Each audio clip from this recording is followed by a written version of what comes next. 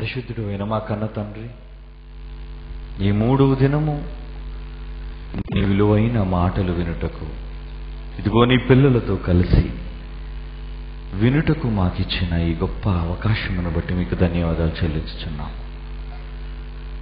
వాతావరణమును అనుకూలపరిచిన మీ ప్రేమను బట్టి మీ బంగారు పాదములకు స్తుతులు చెల్లిస్తూ ఈరోజు నేర్చుకోవలసిన పాఠాలను నీ గ్రంథము నుండి నీ పిల్లలుగా మాకు అందించవలసిందిగా వేడుకొనుచు యేసు వారి పవిత్ర నామాన్ని ఈ ప్రార్థన మీకు సమర్పించుచున్నాము తండ్రి, ఆమేన్.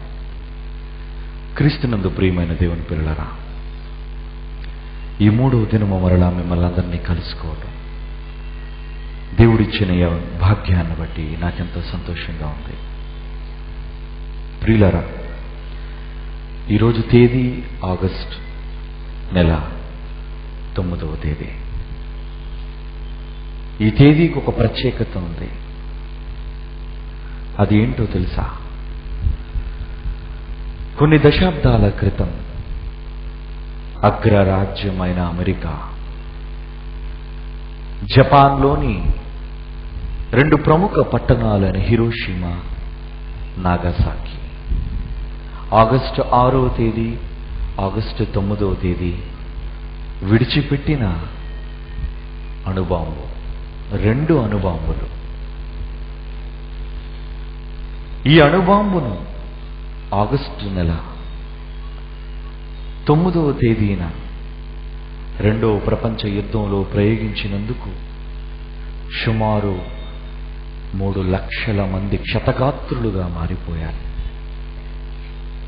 తెల్లవారి లేచి బడికి వెళదామని సిద్ధపడుతున్న పసిబిడ్డలు, ఉద్యోగాలకు వెళదామన్న ఆతృతతో పరుగులు తీస్తున్న ఎందరో జపాన్ అమాయకులు ఆ రోజు ఎప్పటిలాగే తెల్లవారింది అనుకున్నారు. కానీ కొందరు క్రూరులు కత్తి కట్టి యుద్ధోన్మార్గంతో, రాజ్యకాంక్షతో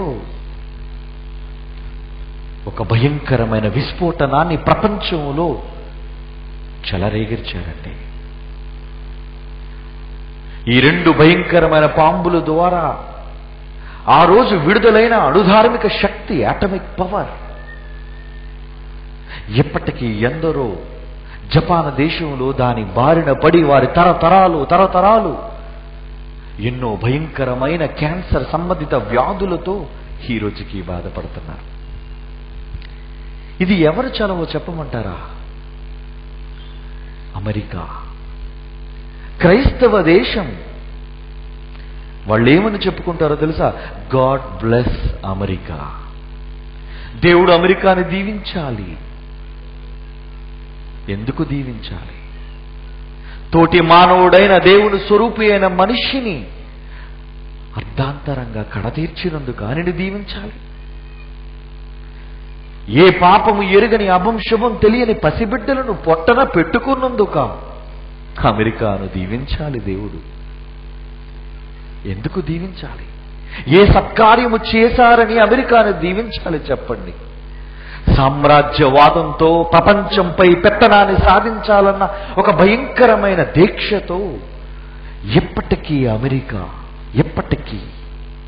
ప్రపంచం మీద అధికారాన్ని సాగించాలని తహతహలాడుతుందర్రా. ఎందరికీ తెలిసింది. కానీ 10 ఏళ్ల క్రితము అమెరికాను గూర్చిన భవిష్యత్తు చెప్పారు బైబిలును బట్టి. ఎవరో తెలుసా? జైశాలి పీడి సుందర్రావు గారు ఏమనో తెలుసా? అమెరికా నిన్ను కాపాడేది ఎవరు? నే మాటలు అబద్ధం అనుకుంటే ఇదిగోండి, జైశాలి సింహగర్జన అనే ఒక పుస్తకం ఉంది బుక్ స్టాల్లో. తేదీలతో సహా ఎప్పుడు ముద్రించారో, ఎప్పుడు దానిలో రాశారో ఆ వివరాలన్నీ ఇందులో ఉన్నాయి. మీరు తర్వాత కొని చదవచ్చు. అమెరికా నిన్ను కాపాడేది ఎవరు?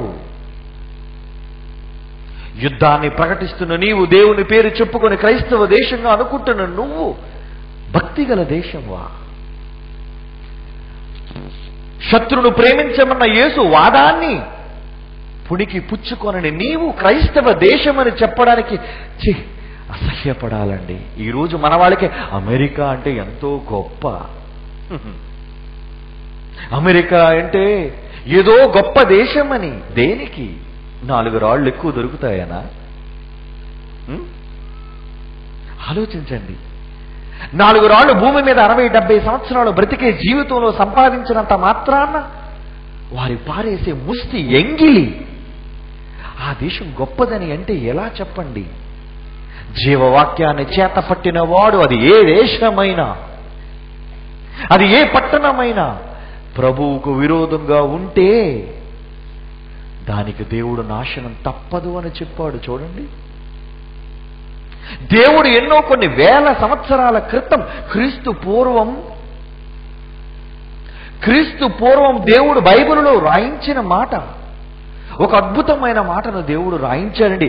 ఇలాగ రాజ్యకాంక్షతో నేను మహాపట్టణాన్ని, మహాదేశాన్ని అని గర్వపడే ఎన్నో దేశాల వాళ్లతో దేవుడు రాయించాడు ఒక మాట, భవిష్యత్తు మాట. యెహెజ్కేలు గ్రంథం 14వ అధ్యాయం 13వ వచనం. ప్రియులారా, బైబిల్ చెబుతున్నాము, మత బోధ కాదిది, సంఘానికి చెందిన బోధ కాదిది, స్వచ్ఛమైన బైబిలు బోధ. నరపుత్రుడా, ఏ దేశమైతే, నువ్వు అమెరికా, నువ్వు బ్రిటనా, నువ్వు ఆస్ట్రేలియా, నువ్వు కెనడా, ఏ దేశమైతే విశ్వాసఘాతకమై దేవాది దేవుడు దృష్టికి పాపము చేసిన దగునో దానికి నేను విరోధి, శత్రు. ఎవరు? రష్యా వాడు శత్రువు అనుకుంది అమెరికా, ఇప్పుడు చైనా వాడు శత్రువు అనుకుంటుంది అమెరికా, కొరియా దేశం శత్రువు అనుకుంటుంది. అదే కదా ఈరోజు రాజకీయం, ఈరోజు ప్రపంచ వార్తలు అవే కదా. అమెరికా కొరియాను చూసి భయపడుతుంది, అమెరికా ఆఫ్ఘాన్ చూసి భయపడుతుంది, అమెరికా సౌదీని చూసి భయపడుతుంది. కానీ అమెరికా భయపడవలసింది ఎవరికో తెలుసా? సృష్టికర్త అయిన దేవునికి విరోధం. మనుషులతో విరోధం తెచ్చుకుంటే నువ్వు బతికి బట్ట కట్టగలవేమో, కానీ సృష్టించిన దేవునికే నువ్వు ఎదురు తిరిగితే నీవిక కనిపించవు. అది అంటున్నాడండి ప్రవక్త ద్వారా, ఏ దేశమైతే విశ్వాసఘాతకమై నా దృష్టికి పాపము చేసినదో దానికి నేను విరోధినై ఏం చేస్తానంటున్నాడు. చూడండి కిందన, ప్రాణాధారముగా ఆహారము లేకుండా చేసి, కరువు పంపించి, మనుష్యులను పశువులను నిర్మూలము చేయుదును. ఇది ఎవరి మాటో తెలుసా?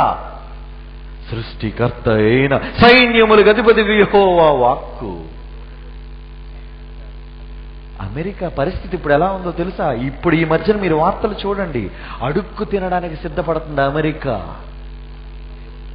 అప్పులు పాలైపోతుంది అమెరికా, నష్టంలో కూరుకుపోతుంది అమెరికా. అందుకే పుట్టాడు బిన్ లాడెన్. అమెరికా అంతు చూడడానికి వాడు సెప్టెంబర్ 11న కూల్చిన WTC టవర్ల వల్ల అమెరికా దేశం కుప్పకూలిపోయిందండి, ఆర్థిక వ్యవస్థ కదా. సంవత్సరానికి ఎన్నో భయంకరమైన పెను తుఫానులు, కత్రినా, రీటా, విల్మా, ఒకదాని తర్వాత ఒకటి, నాశనం మీద నాశనం అమెరికాకు జరుగుతుంది. ఎందుకో తెలుసా? ఎందరో అమాయకులైన కుటుంబాలు ఉసురు పోసుకుంది అమెరికా. ఇదే రోజు ఇంకా అది పోసుకుని ఇంకో పెద్ద ఉసురు చెప్పమంటారా? 1981వ తేదీన, క్షమించండి, 1981వ సంవత్సరంలో ఒక చట్టాన్ని చేసింది అమెరికా. దాని పేరే లూసియానా. ఇంతకీ ఎందుకు చేసిందో తెలుసా?